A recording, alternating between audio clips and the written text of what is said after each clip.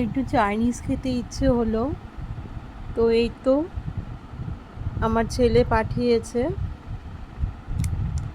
বলেছিলাম একটু চাইনিজ খেতে ইচ্ছে হচ্ছে, তো এই যে পাঠিয়েছে আমার জন্যে মাঞ্চুরিয়ান, একটু নুডলস আর এই যে মোমো।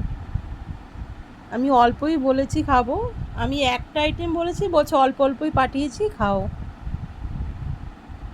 সেই এখন খাবো।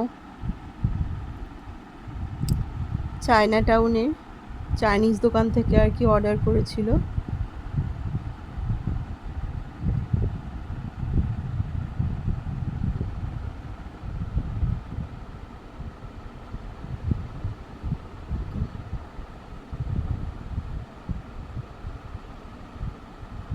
মাঝরাতে একটু মানে চাকুন চুকুম ইচ্ছে হয়, অনেকদিন পরেই খাচ্ছি, বললাম ইচ্ছে হলো তাই খেলাম, খেয়ে নি।